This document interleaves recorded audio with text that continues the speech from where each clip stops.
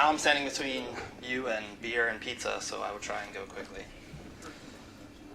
I had to submit this talk like 6 months ago or something. I didn't really know what I wanted to talk about other than it was going to be something about Kotlin. And I didn't really have an idea of like the story I wanted to tell. And so just last week I kind of decided on what this is, so we'll see how it goes. I'm going to be kind of painting a future. This is not the present. This is not totally accomplishable, the stuff I'm talking about. But within the next year, hopefully this will actually become a reality that we can achieve. And so in order to kind of tell this story about Kotlin, I'm going to use an example. And since I'm unemployed, I'm going to create a hypothetical startup here. And I'm going to be talking about X's and O's, and specifically about tic-tac-toe. So this is my startup idea. I'm going to create the best tic-tac-toe app.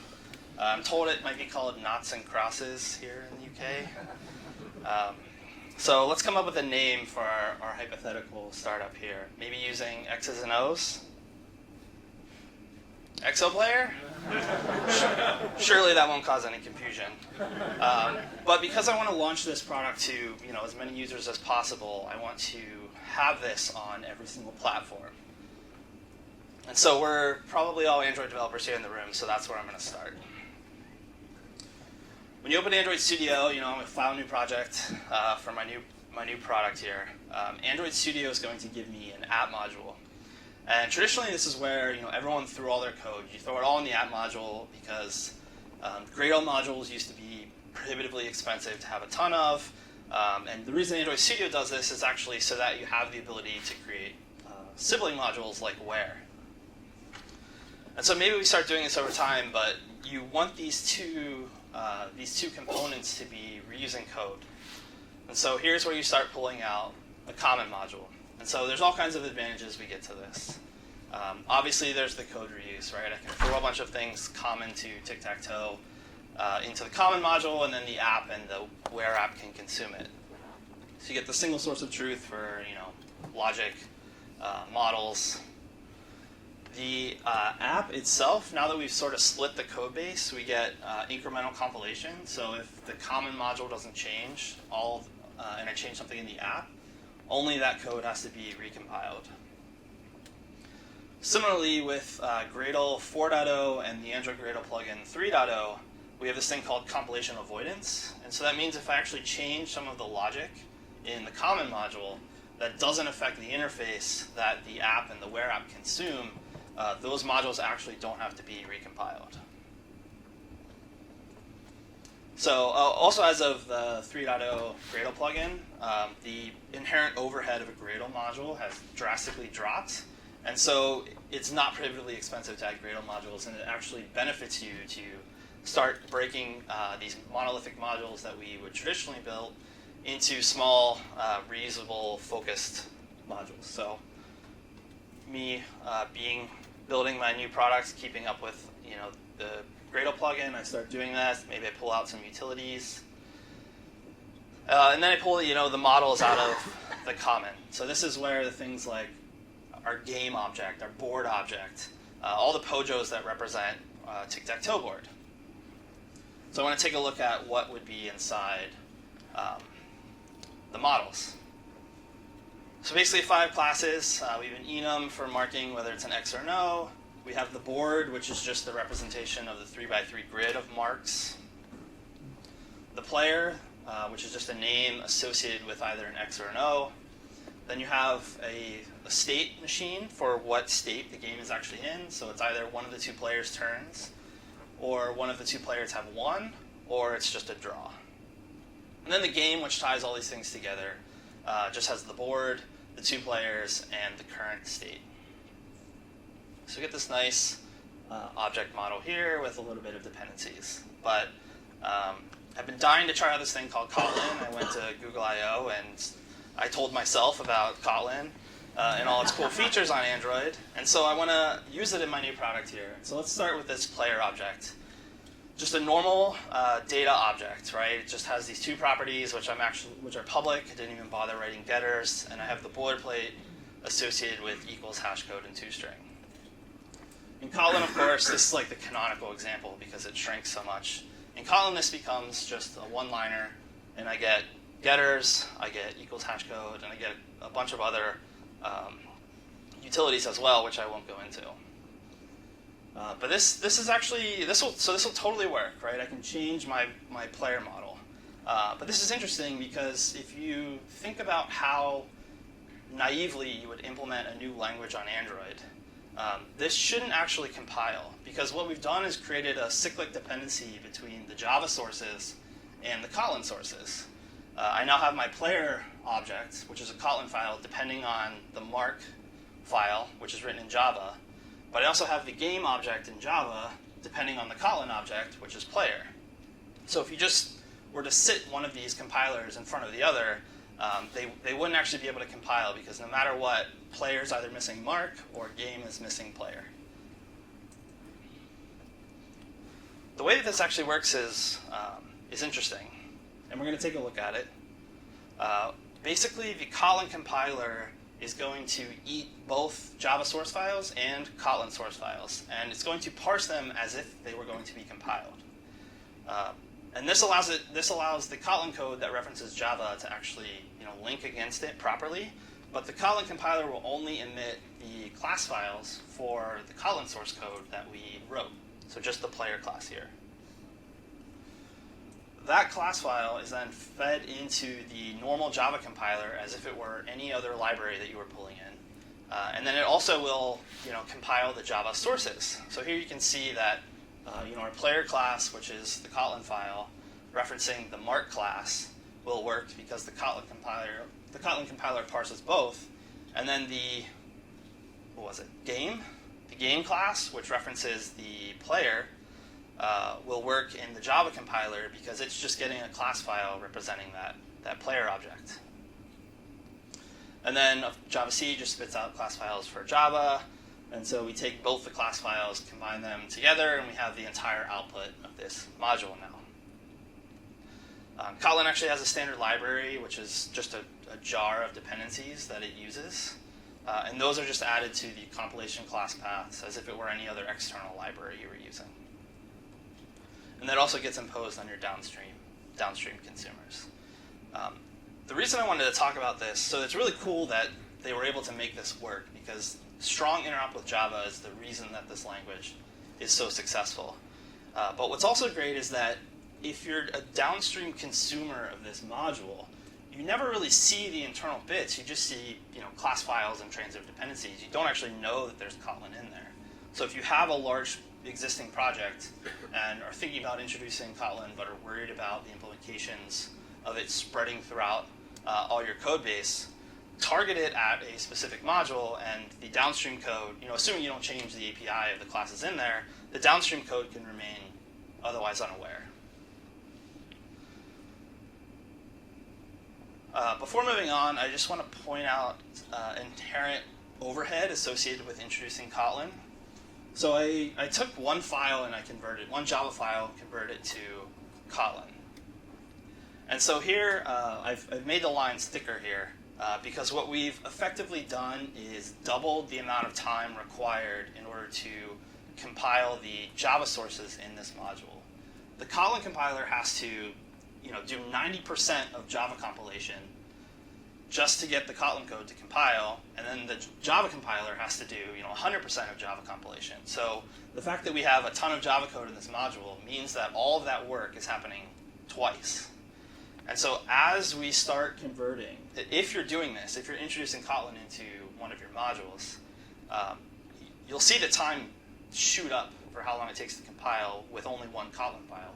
But as you convert more and more, these lines will, there's no lines, but the times will actually get reduced. And so the more Kotlin files you have, the quicker compilation will actually be. And this is somewhat counterintuitive, maybe based on what you've heard about the Kotlin compiler being slower than Java, which is true, although there is incremental compilation now. But a lot of times we don't talk about the fact that for the Java sources, you're doing double the work. So it actually is beneficial to push all of the code in a single module towards Kotlin once you've started introducing it. Obviously, if there's no Kotlin, the Kotlin compiler doesn't have to run, so that's fine. Unfortunately, in Android library modules and Android application modules, we can never go fully Kotlin. Even if we convert every single source file that we are putting in the module to Kotlin, there's still two files that we don't control that will always be in Java, those being the R references and the build config file. So unfortunately, you can't totally eliminate Java-C running in Android modules, but for this example, say our models Gradle module, since that has nothing to do with Android, hopefully we actually can eventually get them all to Kotlin. And then what's nice is that you actually get the whole Java-C task falls off the graph, and then this becomes really, really fast. Okay, so now we just have one of our Gradle modules converted to Kotlin, and everyone upstream of that who's dependent on it is otherwise none the wiser. But thus far I've only really been talking about Android. And what you might expect me to say is that you may have heard of something called Kotlin to JS or Kotlin native, and you might think that I would say this is a good candidate now for reusing across these different platforms. These model objects are standard; they're the same ones we're going to use on iOS, the web, and the server. But I don't think this is actually a good approach to something like that. If you're just sharing model objects, a better means of doing this would be through some sort of schema language that you can then do code generation on each platform. That gives you a much more idiomatic version of those models on each platform. But I'm not entirely sure that the approach of cross-compilation is a bad one, and that's sort of what I want to spend the rest of this on, is looking towards the future about how we could potentially build this product across these platforms and get a high degree of code use. So if we think about the client platforms, the mobile client platforms, they're basically exactly the same, right? Visually somewhat different, but the architecture and the structure of the screens are the same. So we're likely going to have the same view models that we'd be using for each screen. And we're likely going to have the same logic in the presenters, assuming that they have similar architectures. If we look at the web client, it's similar to the native clients in that, I guess I didn't want to talk, but I have a hypothetical server, so this is like a multiplayer thing, which is why the web comes into play here. The web, in addition to the native clients, would want to share things like the logic of how to talk to the server, state synchronization, the state that the client itself is in. And so there's sort of like a back end that could be shared there. And then the server itself, of course, shares the core business logic of the game, right? The actual rules which define the game. And then, of course, we're down to the models here, which are shared across every single platform. And so I said that taking this lowest, it's not really a hierarchy here, but taking this lowest layer, the model layer, and just sharing that, it'll certainly work, and you'll get that code reuse, but it's relatively low value. And so the fact that there is so much shared across all these platforms, maybe there is something to be said about trying to go all in, and since I'm building this from scratch, being able to use Kotlin, to leverage Kotlin to compile to all these platforms. So let's take, for example, the view models. These are just going to be, plain old POJOs that represent, or POCOs, I guess, that represent the state that is going to be pushed into the UI. So you land on a new game screen, maybe we show your historical totals. And then when you're actually playing the game, really we're just pushing the game model into the UI whenever it updates. And so in order for this hypothetical future to work, everything inside of these, including transitively, has to be pure Kotlin, and also can't have references to anything JVM specific. So I couldn't put an input stream in here. Not that you would ever put an input stream in a view model, but it's important to note that you can't reference it to anything that's platform specific, and also in general, this is a strict requirement, but we would want these to be immutable. And so before, when I showed my my ugly game object in Java, it was actually mutable because it had the state machine that could mutate. We would probably want this to convert to a data class as well and be immutable. So view models in Kotlin, how about presenters? Basically exactly what you expect in the exact same rules. We just start writing presenter classes for each one of the screens. We're going to take in a hypothetical store or repository, which Yeet called it. And so this is just an abstraction on where the actual persistence lies. We'll look at that in a second. And then we do the traditional thing you do in presenters. You form the data into the view model and then return it. This new game one doesn't really need live updating, so it just returns it directly.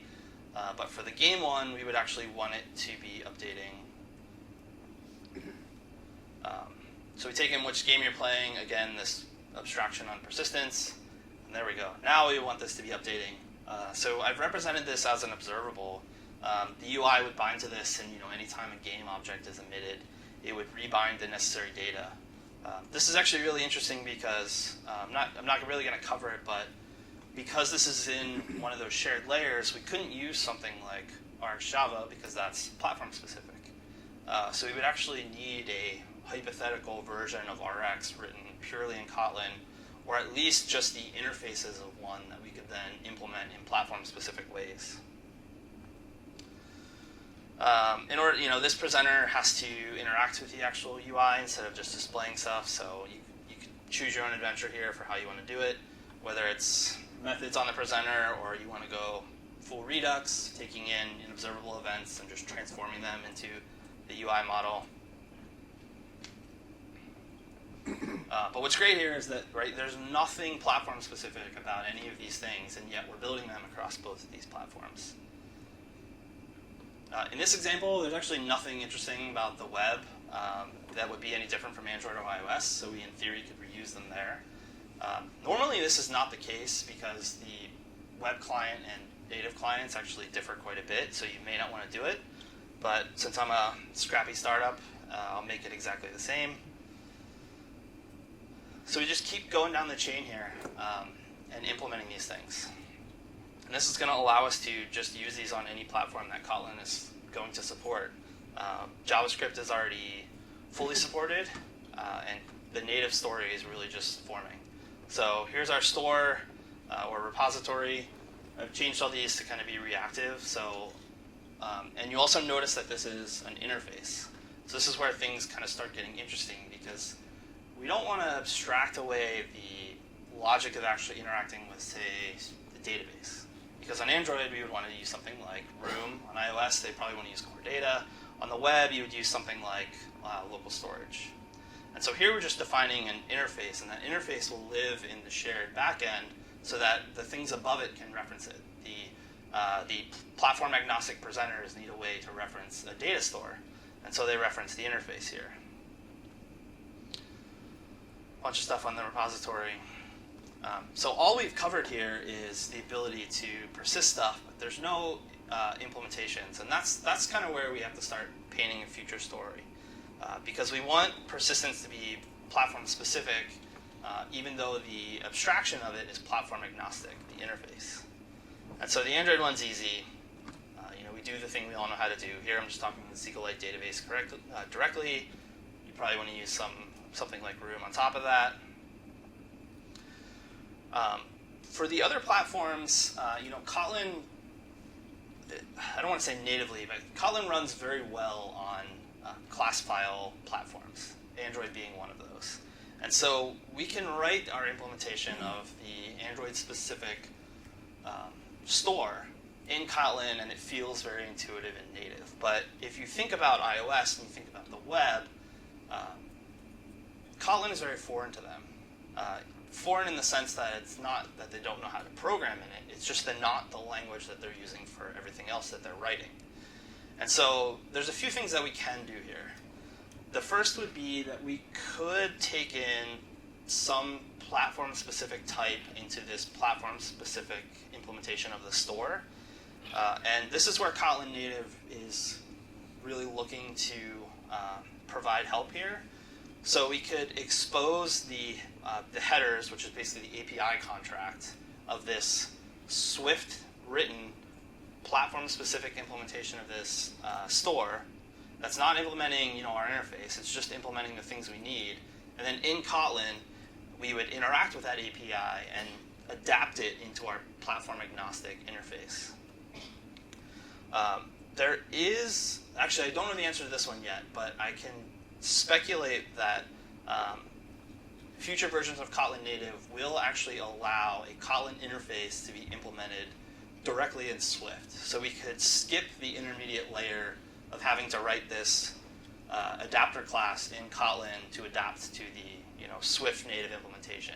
And so they would just see, I guess, a protocol in Swift and be able to implement that in the implementation class that talks to core data. And then because it's all being compiled to native code,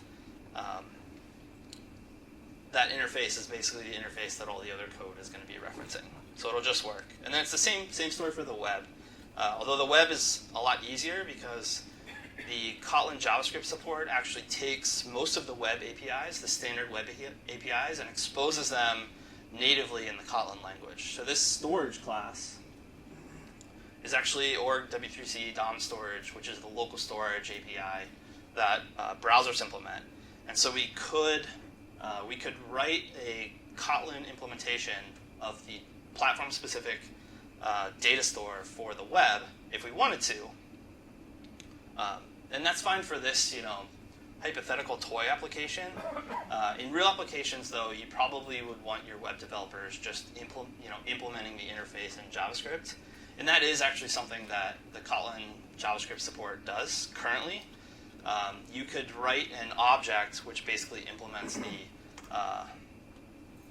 game store interface in JavaScript or TypeScript directly. So you don't even have to know that everything above that, the view models, the presenters, and then the interface that's platform agnostic, you don't have to know that that's really coming from Kotlin.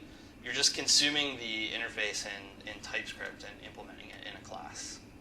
So you get the native experience on the web without having to kind of see how the sausage is made of the layers higher up.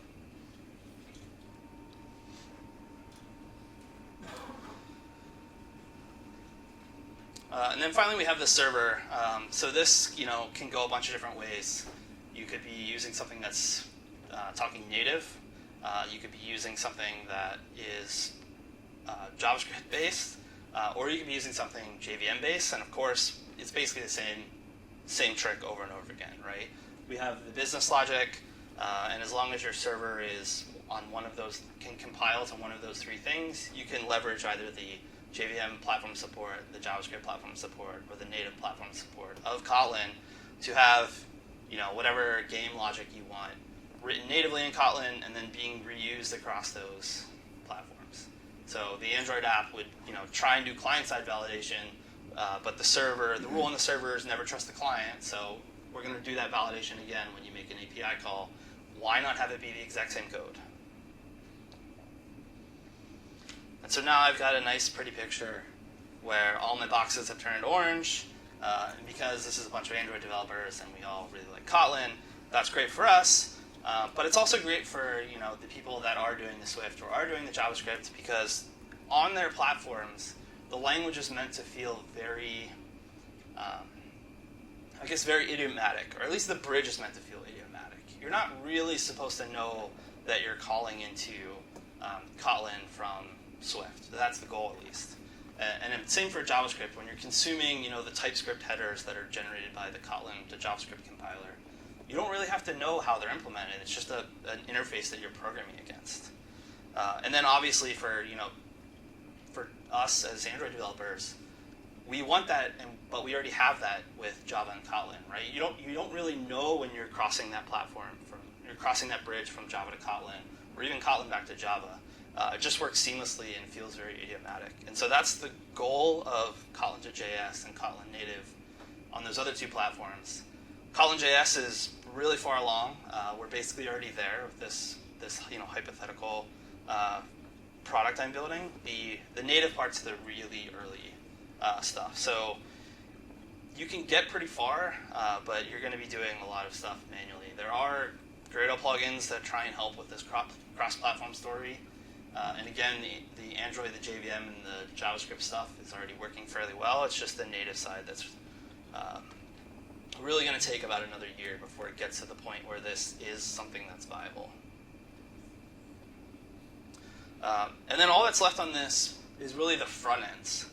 And what's great is that because this interop story is so strong, on each of the platforms you just do the normal thing. So in Android we just write our view class, and we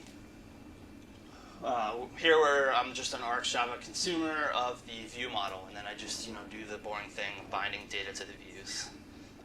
Swift in iOS is still a bit of an unknown. Also, I don't know anything about writing iOS, so I didn't even really attempt this slide.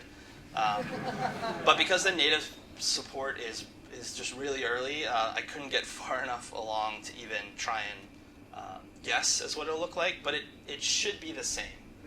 Your view controller or whatever would just implement a protocol and get a callback the same way we do in Android, and you would just bind to the UI.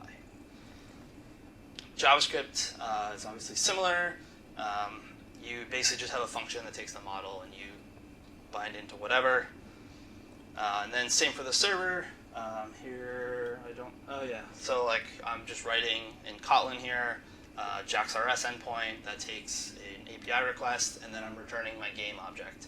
And so my server can be using the same models that my client is using as well.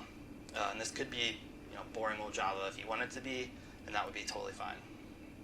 But the important thing is that each one of these front ends, which is where you would really need just the platform-specific knowledge, could be written in that platform-specific language, and you don't really have to know that basically every layer below you is not only shared, but it's written in a language that was not native to the platform.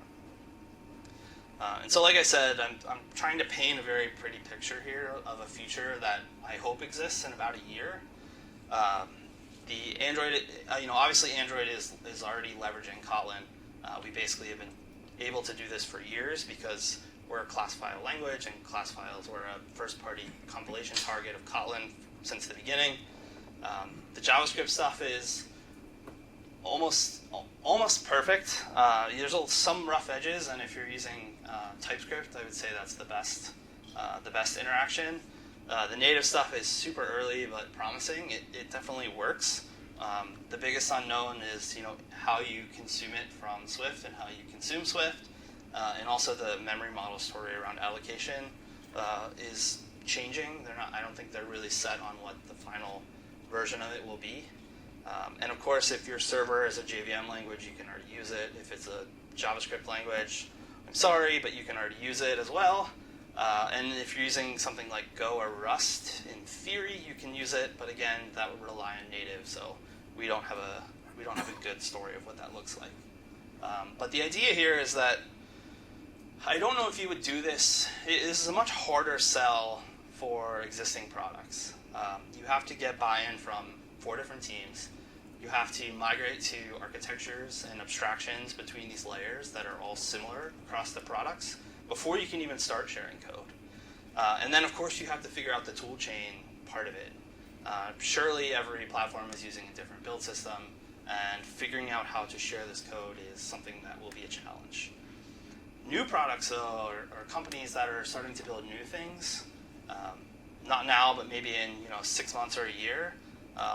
With any luck, this will look like a very compelling story by then. We'll have examples, and hopefully, success cases that we can point to. But again, it's something that is trying to solve what I guess has been, one of the holy grails of development, which is being able to share code across platform. And all the existing solutions have failed in different ways, either not feeling idiomatic on the platform, completely abstracting away any of the important native components. And what this should be able to give us is something that does allow for that holy grail part, which is the core code reuse.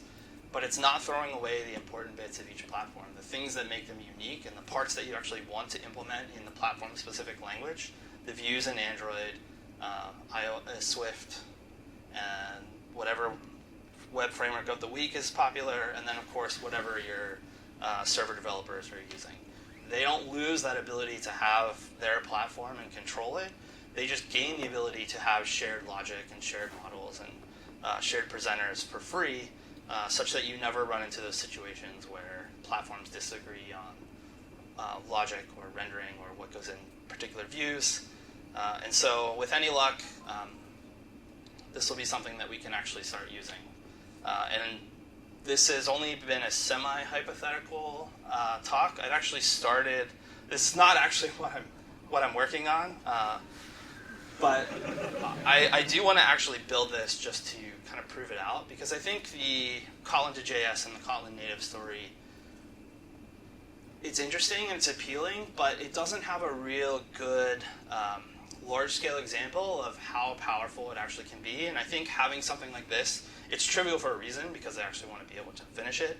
I think having something like this that actually will show the benefits of being able to have this level of reuse, and also show you that you don't lose the the important bits of each platform when you're accomplishing that reuse, is really important to actually sell it to larger and larger teams and actually get it out there and get people using Kotlin in this fashion. That's all I got. Thank you guys.